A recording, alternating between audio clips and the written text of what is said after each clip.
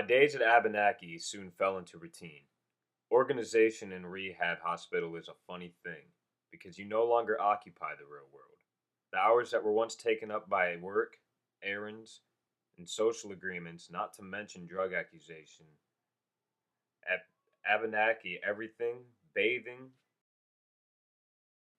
recreation, therapy, meals, had its time and place, and the staff adheres so manically to the schedule. God forbid you took a notion to take a shower in the afternoon.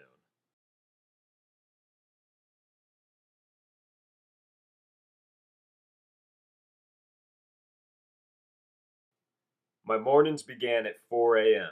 with an altercation at the ward's desk with the charge nurse. It usually went something like this.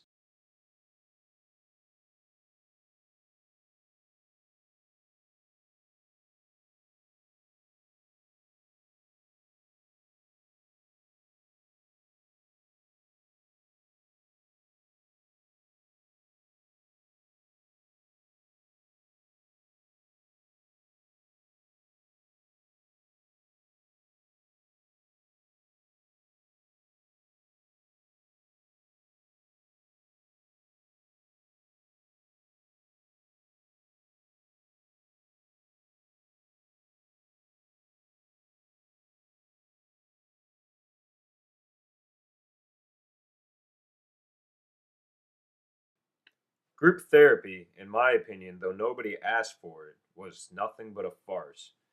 A circle of wooden chairs in an otherwise bare and far too bright room occupied by men, who frigid constantly, whether from the need of boredom was hard to distinguish.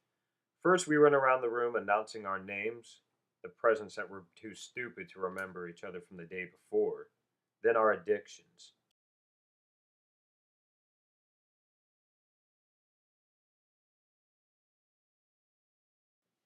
Just in case someone had wandered into a drug rehab program thinking it was Weight Watchers. The truth is, I had nothing to contribute. The procedure for these discussions was as followed. A patient recognized something in another patient's whining and added to it with his own similar pathetic story. I didn't intervene because I had nothing in common with these people. They were, for the most part, losers, harsh as that may sound. I never hit a woman, and never been scraped off the bathroom floor by my own child.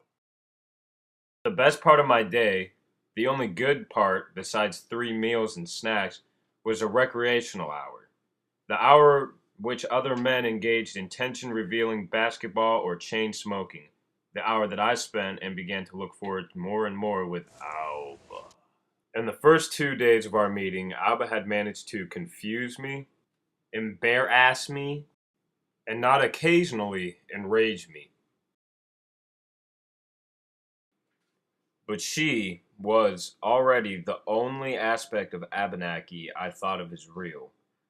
We could have been in a public park, a cafe, or on a date if it weren't for the instructions of a few details, her scars, my episodes, and of course frequent checks we both required were to endure. I forgot to mention the checks. Both Alba and I were under supervision. While on the ward, if not in therapy, we had to check in with a staff member for every 15 minutes.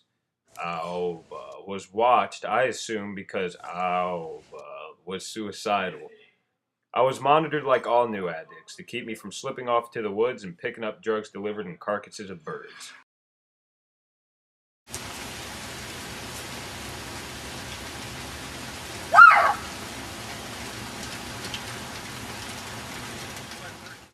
This had been known to happen, and I don't think I was ever tempted.